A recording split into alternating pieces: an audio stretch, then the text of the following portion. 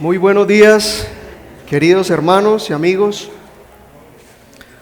Sean todos muy bienvenidos nuevamente a la casa del Señor. Es un gran honor y una gran bendición poder estar nuevamente con ustedes y ser edificados juntamente en las doctrinas de nuestro Señor y en su palabra santa. Amén. Amén, así es. Muy bien. Vamos a pedir una vez más la dirección de su Santo Espíritu, que sea nuestro amado Señor dándonos de su gracia y su favor. Oremos, mis queridos.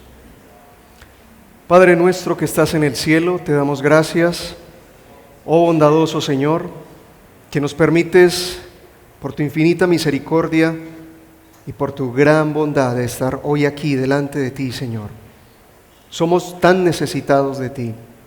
Nuestra vida depende totalmente de ti. Nos has creado en total dependencia de ti, Señor. La criatura necesita del Creador. Hoy necesitamos que tu ley nos instruya una vez más. Permíteme, Señor, con humildad acercarme a tu palabra, poder exponerla fielmente y de igual manera estas doctrinas de nuestra confesión de fe. La que tú hablaste a tus siervos en aquellos tiempos, Señor, y la que hoy necesita tu pueblo, la que hoy necesitamos para seguir siendo afirmados en tus verdades santas. Guíanos, oh Señor, mira nuestras incapacidades y permítenos avanzar más en este camino de la fe. Te lo pedimos, Dios de los cielos, en el nombre de Jesús. Amén. Muy bien, hermanos. Continuamos en el estudio de la confesión de fe. Recuerden que estamos en el capítulo número 9 del libre albedrío. Y estuvimos hablando mucho acerca de varias cosas muy importantes en este tema tan necesario y tan elemental en la vida de la iglesia. Porque como iglesia necesitamos tener un amplio y un claro concepto de lo que es el libre albedrío. Porque mientras llega nuestro Señor Jesucristo, mientras llega el esposo, ¿qué tiene que hacer la esposa? Tiene que estar ataviándose, tiene que estar preparándose. Nos tenemos que estar preparándonos, porque no sabemos cuándo va a llegar el esposo. Y su esposa debe estar siendo preparada, instruida, capacitada, pero también santificándose a través del conocimiento previo de las Santas Escrituras. Esta es la segunda parte de este estudio en la que vamos a mirar varias cosas, mis hermanos. Nuestro capítulo 9 se encuentra en medio del 8 y el 10, ¿cierto? Eso no es algo nada de lo común. Pero quiero que vean allí algo muy interesante. Nuestro hermano Jason nos habló acerca de Cristo el mediador. Y Cristo el mediador nos muestra cómo a Dios le plació y le agradó colocar a su Hijo como mediador entre Dios y los hombres.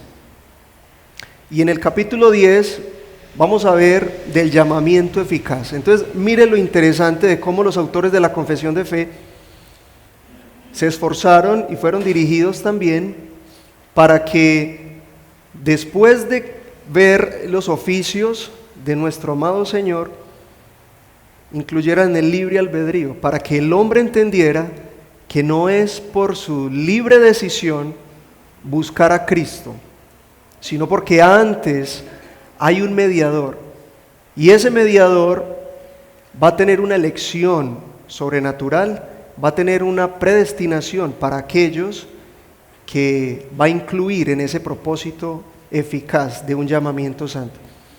Pero el libre albedrío representa una etapa muy importante en la vida del hombre, porque no es él el que elige salvarse, sino que es Dios. Él es el que llama eficazmente.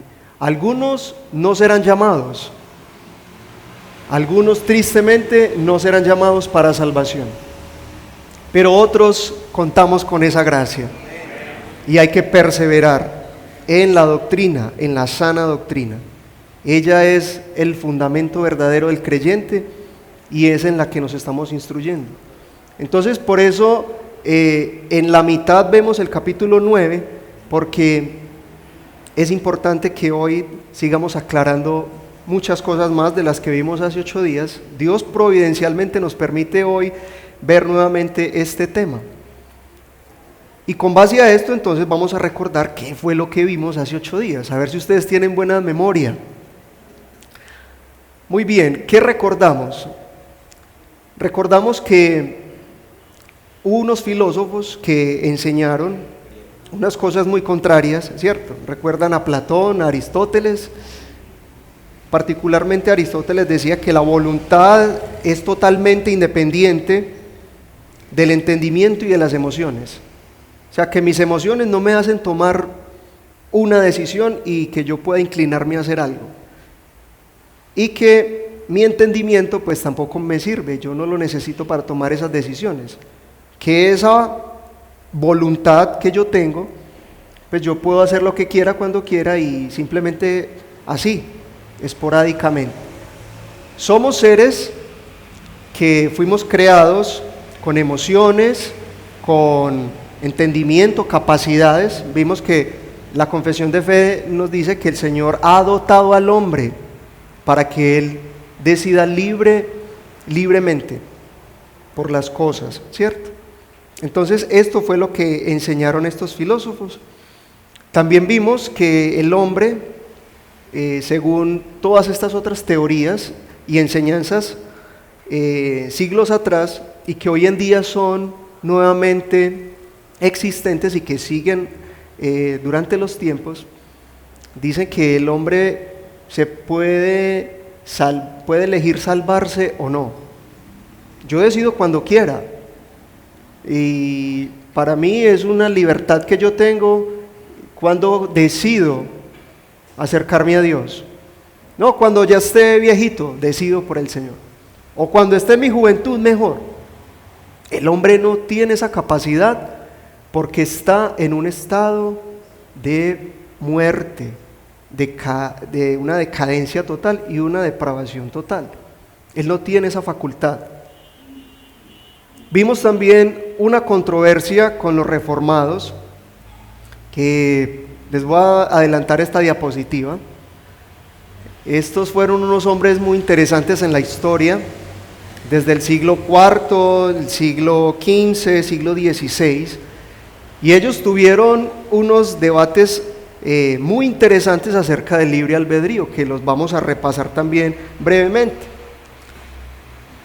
Antes de continuar con estos hombres, estos personajes, estas controversias surgieron porque el libre albedrío era un concepto erróneo para muchos, pero claro y contundente y fiel a lo que decían las Escrituras para otros, especialmente los reformados, los puritanos, hombres que se dedicaron a estudiar fielmente las Escrituras y que nos permitieron a nosotros hoy en día poder tener más claridad sobre esto. Por eso tenemos una confesión de fe que no fue inventada al azar, que es algo histórico y que nos ayuda a tener una buena defensa.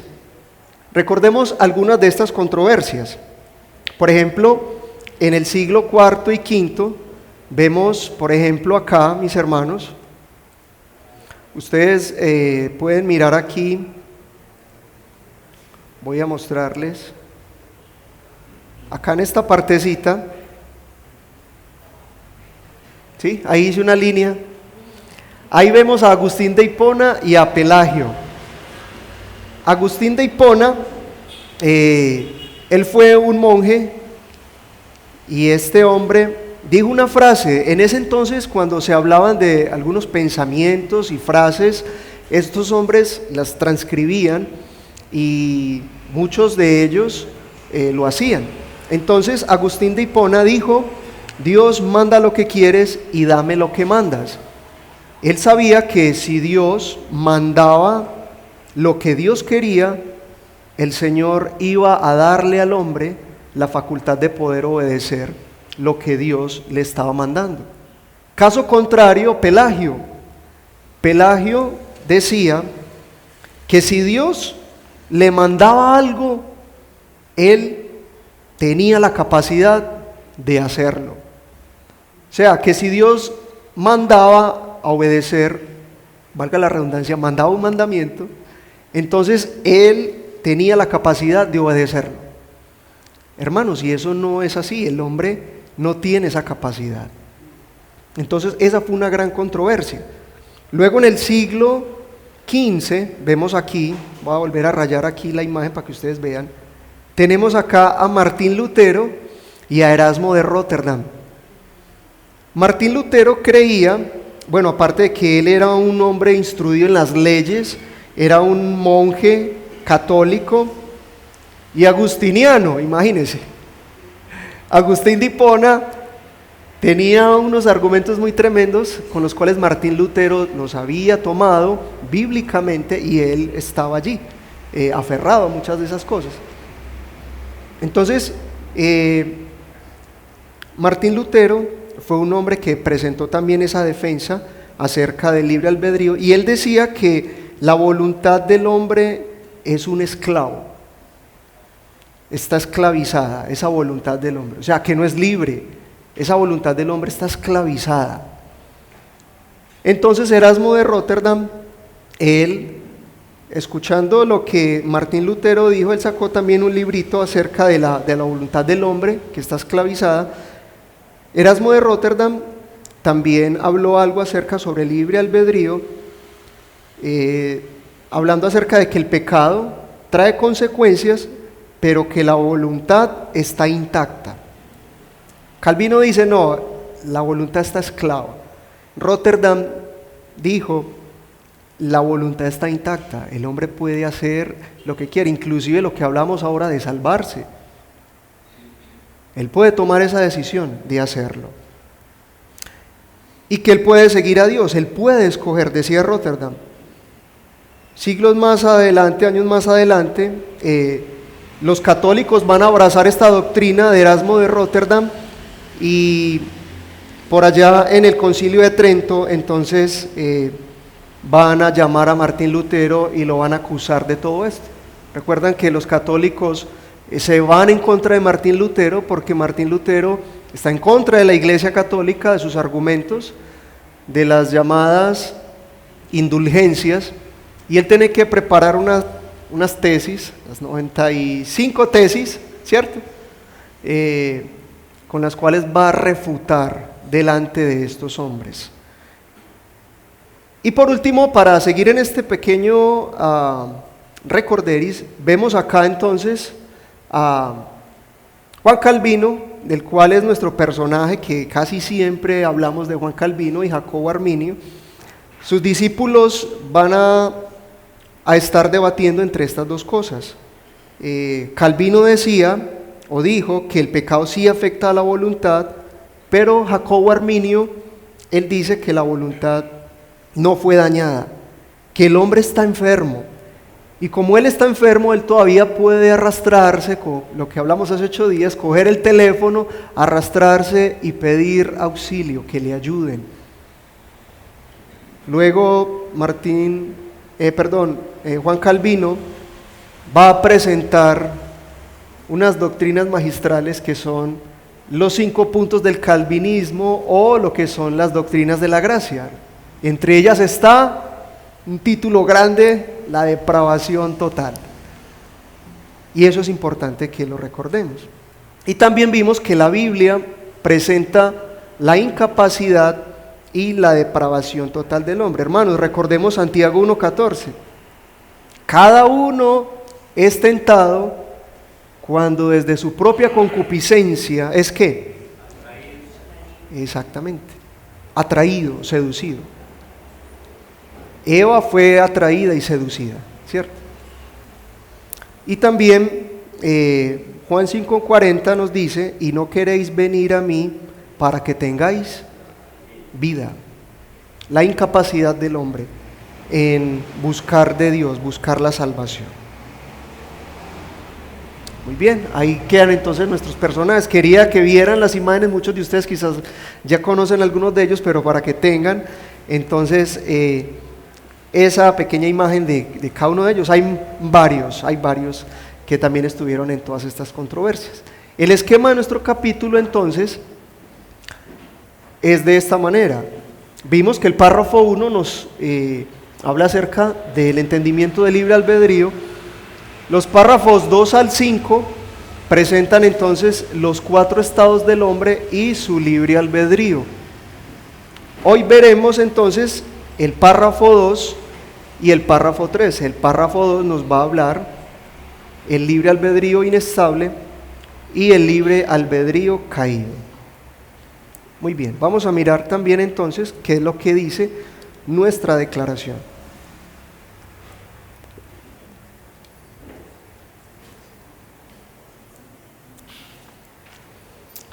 Dice así: el hombre en su estado de inocencia tenía la libertad y poder para querer y hacer lo que era bueno y agradable a Dios, pero era inestable y podía caer de dicho estado. ¿Cuál es ese estado de inocencia del hombre? De la que habla nuestra confesión y de la que nosotros hemos leído y escuchado cuando nos han enseñado de Génesis. Bueno, que su estado de inocencia es ese estado en el que el hombre no pecaba, tenía una conciencia limpia, sus acciones eran santas, justas, no estaba ofendiendo a Dios, lo que él hacía no deshonraba el nombre del Señor. Todo lo que el hombre hacía era agradable, porque Dios hizo al hombre ¿qué? Bueno en gran manera. Entonces, él andaba por el jardín y su conciencia, su vida, su comunión con Dios era intacta. Él tenía la libertad para querer y hacer lo bueno y agradable al Señor.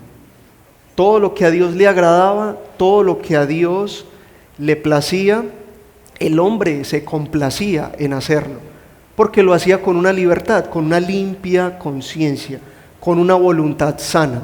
No era nada malintencionado, todo era dirigido para honrar a su Creador.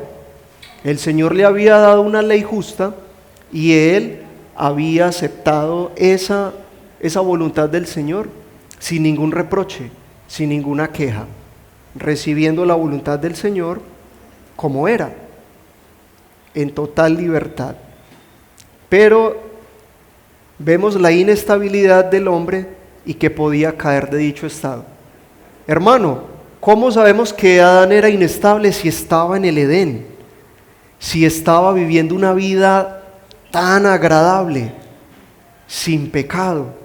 ¿Cómo sabemos que él era inestable? Lo sabemos porque él cayó.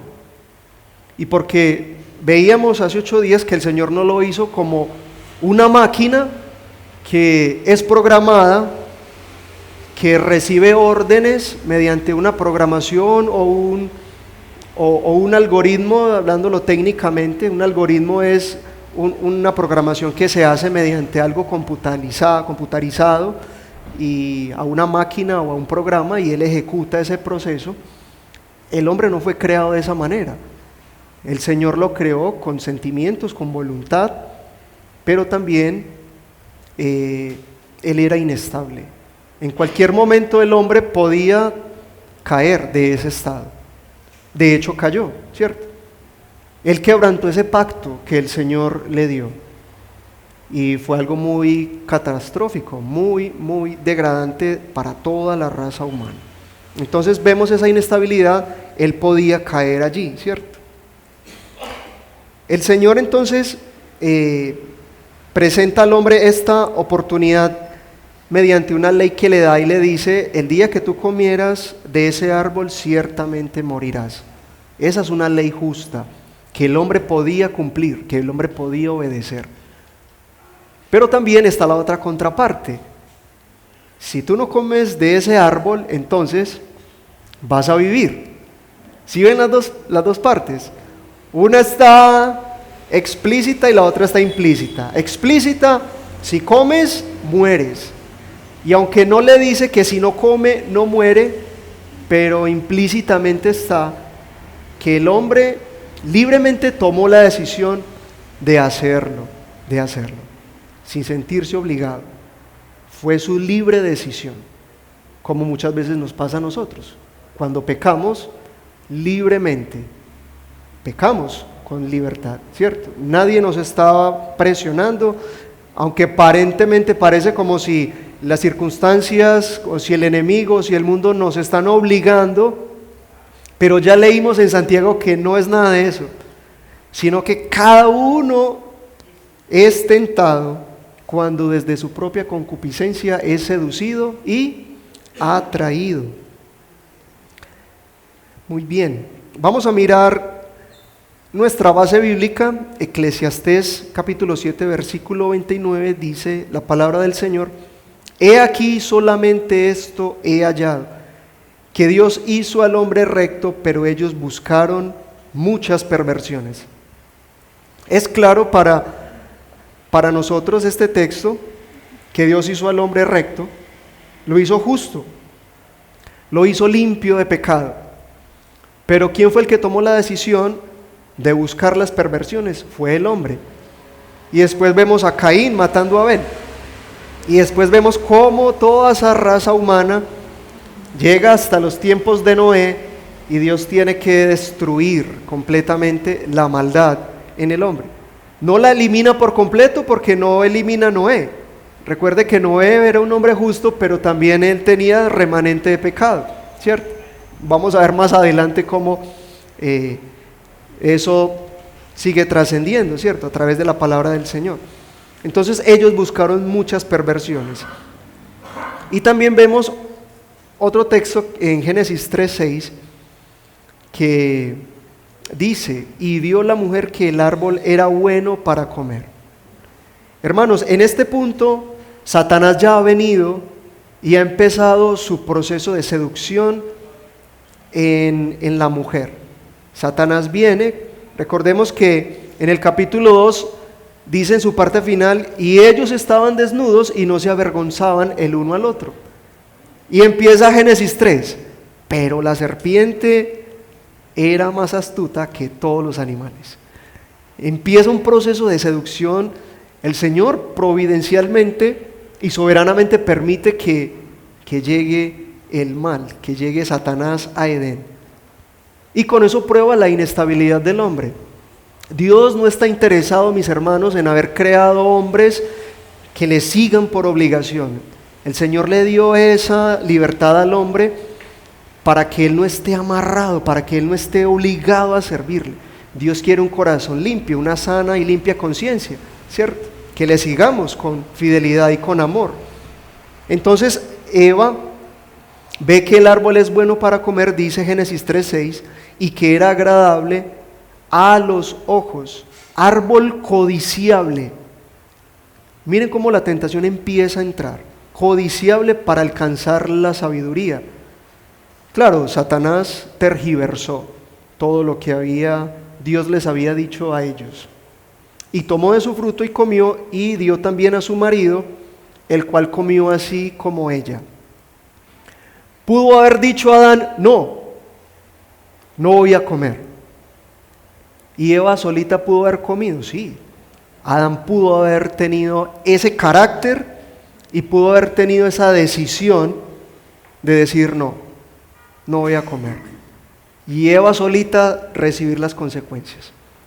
Pero sabemos que detrás de todo esto está un plan de redención del Señor, y por haberse quebrantado ese pacto, entonces Dios empieza un proceso en la vida de Adán y de Eva. El enemigo ataca entonces de esta manera, colocándole una tentación a Adán, pero Dios quería que el hombre entendiera lo que es la lealtad a Dios, a su Creador. Dios quería que Adán conociera lo que hay verdaderamente en su corazón. Y el hombre no fue leal, fue desleal a su Dios y quebrantó. Entonces el Señor tiene que presentarle una prueba material, el árbol, El hombre debe presentar una respuesta, su obediencia al Señor, y esto es lo que en resumen conocemos como ese pacto de obras. Allí está el pacto de obras, en el cual Dios trazó con el hombre para que el hombre obedeciese al Señor. Y es que Satanás muy sutilmente entra en la vida del hombre y lo ataca, distorsiona todo lo que Dios nos ha mandado. Si el Señor nos dice que no hagamos eso, entonces Satanás viene sutilmente y entra a seducirnos y nos dice, no, eso se puede hacer, tú lo puedes hacer de esta manera, y lo vas maquillando y nadie se va a dar cuenta. Y el hombre trató de tapar su pecado, pero Dios lo ve todo y todo sale a la luz, todo sale a la luz. Algo muy interesante, hermanos, y es que alguien podría decir, pero ¿por qué Dios fue tan severo? Un solo pecado, uno solo. Dios tuvo que haber sido más condescendientes. Hombre, ¿cómo va a permitir que el hombre salga del Edén, de todo lo que le dio, solo por uno? Queridos, ahí es donde vemos la santidad de nuestro Dios. Y que el Señor no comparte su gloria con el pecado. No la comparte. Y vemos la contundencia del Señor, la severidad y lo que Dios desea que nosotros también tengamos presente con el pecado. No debemos consentir ni la más mínima seducción de lo que el enemigo, de lo que el mundo y de lo que nuestras propias pasiones nos están llevando. Porque estamos delante de un Dios que es 3 veces santo. Y como lo decía ahorita, su iglesia, su novia, nosotros nos estamos ataviando, nos estamos preparando. ¿Sabemos cuándo llega el esposo? No sabemos. El esposo vendrá cuando menos pensemos. Que el Señor permita que nos hallemos como aquellas vírgenes sensatas, preparadas con el aceite listo y esperando a su esposo para las bodas del Cordero. Amén. El Señor entonces nos muestra su verdadera esencia, santa, pura, lo que Él es. Ahora vamos a mirar una pequeña ilustración acerca de esto. Supongamos, me gustó mucho una ilustración, se la aprendí al hermano Lisandro, y él dijo, supongamos que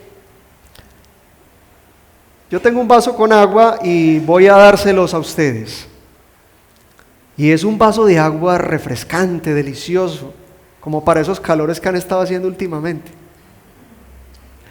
Entonces está allí el vaso y yo decido con un goterero, todos saben lo que es un goterero, y cojo unas goticas de un agua contaminada, sucia, y ustedes ven que yo voy con el goterero y cojo una sola gotica, tengo mi vaso y la vierto ahí, ustedes están viendo, y yo les doy a beber. ¿Ustedes qué se van a imaginar, mis hermanos? ¿Que de dónde pudo haber salido toda esa agua contaminada? ¿Cuánta suciedad no le habrá caído a esa agua? ¿De dónde? ¿Qué tanta basura, contaminación? Pero es un vaso de agua, casi 1 litro.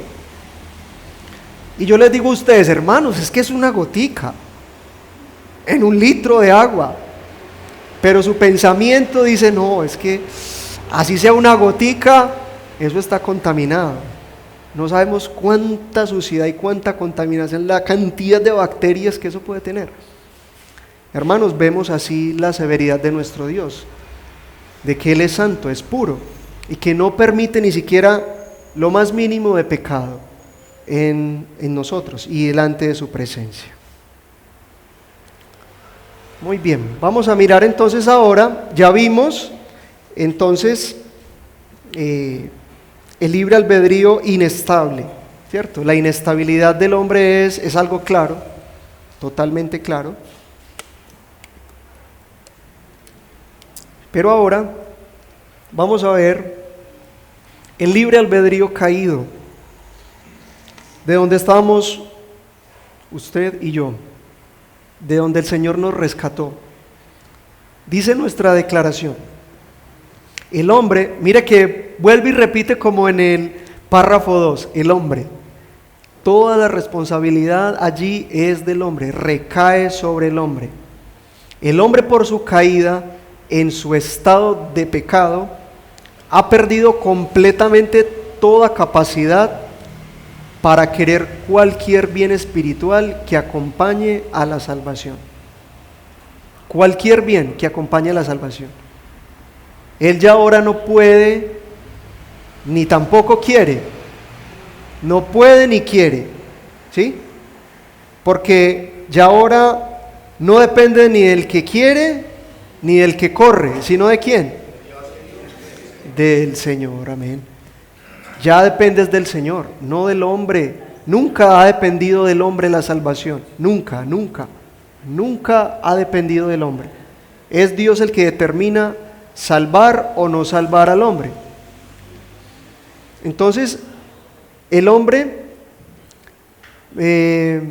ha perdido completamente toda capacidad para querer cualquier bien espiritual que acompañe a la salvación. Por consiguiente, como hombre natural que está enteramente opuesto a ese bien y muerto en el pecado, no puede por sus propias fuerzas convertirse a sí mismo o prepararse para ello. El hombre está enteramente incapacitado para hacer esto. Él perdió la libertad de discernir en cuanto a lo que él quería hacer cotidianamente. Nuestra base bíblica dice Romanos 6, 16 al 20, ¿no sabéis que si os sometéis a alguien como esclavos para obedecerle, sois esclavos de aquel a quien obedecéis, sea del pecado para muerte o sea de la obediencia para justicia? Recordemos la confesión que nos dice que el hombre por su caída ha perdido completamente la capacidad para cualquier bien espiritual que acompañe a la salvación. Romano nos dice que el que es esclavo de algo se convierte en prácticamente el siervo de ese señor. Si somos esclavos del pecado, completamente llevados en esa esclavitud, servimos entera y completamente a dicho Señor, ¿cierto? Que es el pecado. Pero si estamos obedeciendo al Señor para justicia, servimos al Señor en amor y nos alejamos del pecado.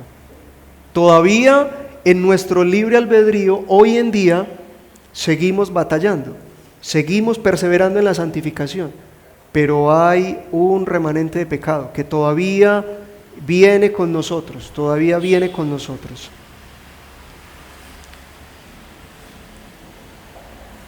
El orgullo del hombre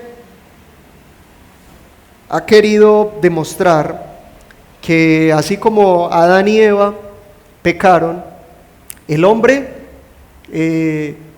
puede decidir en algún momento: si yo hubiese sido Adán, yo creo que hubiese reaccionado diferente. Yo no sé si usted ha pensado eso. Hombre, si yo hubiese sido Adán, yo creo que yo hubiera pensado diferente. Yo no hubiera comido del árbol. Mentira, hermano. Mentira. Eso es puro engaño. Porque hubiéramos hecho lo mismo. Hubiésemos caído en lo mismo. Hubiéramos tomado del árbol, hubiéramos comido y le hubiéramos aceptado a la esposa eso. Hubiéramos seguido allí mismo. Alguno podrá decir que no se siente mal al pecar, que su vida está bien delante del Señor, que es moralmente justo, que es moralmente aceptable. Si se compara con otras personas en el mundo, pueden ser una persona de bien. Quizás algunos han dicho: yo soy mejor que muchos cristianos. Amo a mi esposa, tengo bien a mis hijos y soy una persona de bien, más que muchos cristianos. Pero no es por las obras, no es por ese moralismo, no es por decir que soy buena persona, no es por decir todo eso que va a alcanzar la salvación. Aunque aparentemente sea un hombre de bien, una mujer de bien, su estado le lleva a solo identificar algo, como dice Romanos: es un esclavo del pecado. Y obedece a ese pecado, porque las obras que hace no honran al Señor, no le glorifican a Él.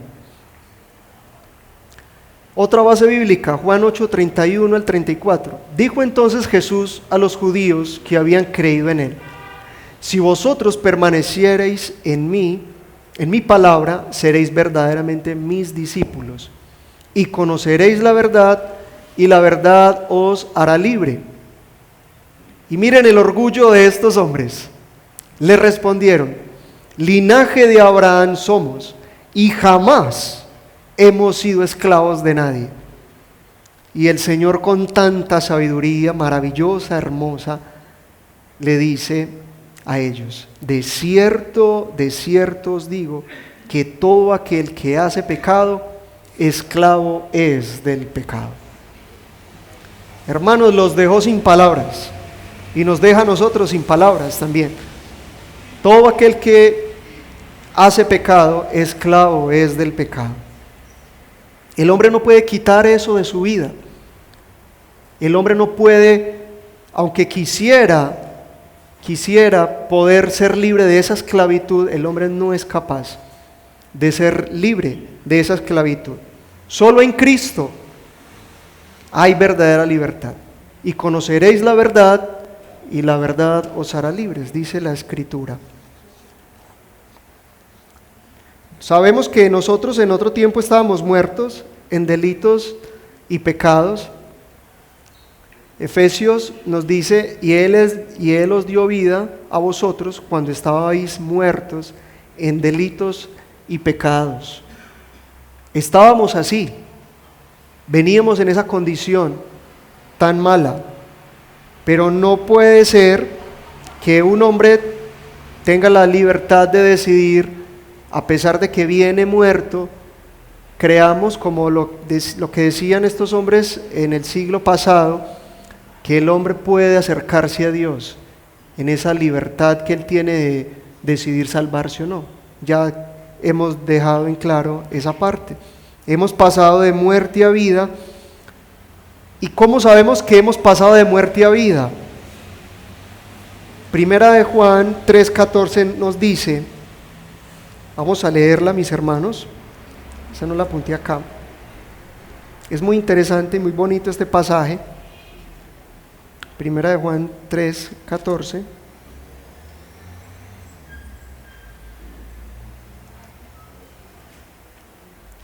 Dice así la palabra de nuestro Dios. Primera de Juan 3:14. Nosotros sabemos que hemos pasado de muerte a vida, en que amamos a los hermanos. El que no ama a su hermano permanece en muerte. ¡Wow! ¡Qué tremendo pasaje! Y es que los que están en el mundo, su evidencia principal de que están muertos es que no aman. No aman, porque no conocen a Dios. Si alguno dice que ama a alguien, no ha conocido el amor, porque no conoce a Dios. Dios es amor. Y nosotros hemos conocido a Dios porque amamos a nuestros hermanos. ¿Amas tú a tu hermano? Hazte esa pregunta, querido. Como Cristo nos enseñó. Hemos pasado de esa muerte de no amar a amar a nuestros hermanos, pero un amor bíblico, un amor verdadero. Ese libre albedrío caído nos muestra de cómo estábamos antes, pero ahora en Cristo, lo que veremos en la próxima clase, Dios mediante, veremos cómo el Señor lo ha restaurado y cómo la iglesia, cómo cada uno de nosotros debe seguir. Otro pasaje que también quiero que veamos está en Jeremías 13:23, dice la palabra del Señor: mudará el etíope su piel y el leopardo sus manchas. ¿Ustedes qué creen, hermanos? Recordemos que los etíopes eran personas de color, ¿cierto? Y dice Jeremías, mudará el etíope su piel. O sea, ¿puede una persona cambiarse su piel? ¿Puede despigmentarse su piel? Bueno, hoy la ciencia ha aumentado tanto, pero hermanos, no hasta ese punto. ¿Puede el leopardo quitarse sus manchas? Jamás, hermano, eso es un jamás rotundo. Mire lo que sigue. Así también podréis vosotros hacer bien estando habituados o acostumbrados a hacer mal. ¿Podéis vosotros hacer bien estando acostumbrados a hacer mal? ¿Puede el hombre no regenerado hacer bien, hacer obras buenas, sabiendo que él está acostumbrado a pecar? ¿Puede hacerlo? No lo puede hacer. Así como el etíope no puede cambiarse su piel, así como el leopardo no se puede quitar sus manchas. Uy, qué pereza estas manchas. No, él no se las puede quitar. Quiero ser como una pantera negra. No, ya no puedes. El hombre no puede quitarse su pecado. Por eso nuestro único mediador, Cristo Jesús, es el que nos puede quitar el pecado y raerlo completamente, quitarlo de nosotros. Nosotros estábamos muertos, esclavos y ciegos, y sabemos que todos los designios de la carne son enemistad contra Dios. Romanos 8:7 nos dice esto, y que el hombre natural no percibe las cosas que son del Espíritu. Por eso él no se puede inclinar hacia Dios. Por eso el hombre en su estado caído no puede inclinarse, no puede, no es capaz, no puede, y tampoco quiere. Él no quiere hacerlo. Y no es tema de que su intelecto le esté fallando. Hermanos, cuando usted y yo le hemos predicado a alguien de Cristo, la persona dice, sí, yo sé que soy pecador, yo sé que Cristo murió por mí. Ese no es el problema. A él no le falla el intelecto porque lo entiende, pero no lo acepta. ¿Por qué no lo acepta? Porque está muerto en delitos y pecados. Entonces no es tema de intelecto. Él es responsable. Y aunque él culpa a Satanás, que es que Satanás cegó el entendimiento, como dice la Escritura, Satanás cegó el entendimiento y, es que por eso es que yo no voy a Cristo, por eso es que yo no puedo, porque Satanás me cegó el entendimiento. No, el Señor lo ha permitido por ese pecado que tú tienes y por esa depravación.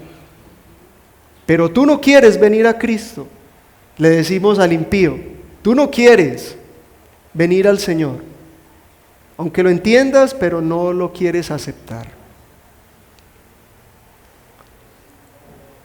Entonces el hombre natural no percibe, y cuando dice que no percibe las cosas que son del Espíritu, lo que se está refiriendo es que no las acepta, no las acepta.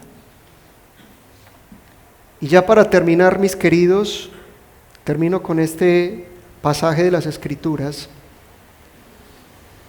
Juan 6:44, ninguno puede venir a mí si el Padre no le trajere. Solo si nuestro amado Dios no lo atrae, el hombre no puede venir, no puede venir. Aunque tiene la facilidad y todavía tiene la misericordia del Señor, él no tiene gracia común, porque la gracia es solo para salvación. Él tiene misericordia común al escuchar la palabra del Señor y poder acercarse al Señor en arrepentimiento y fe. La gracia es para los que nos ha rescatado y a los que nos tiene hoy delante de Él, sirviéndole en amor y obediencia.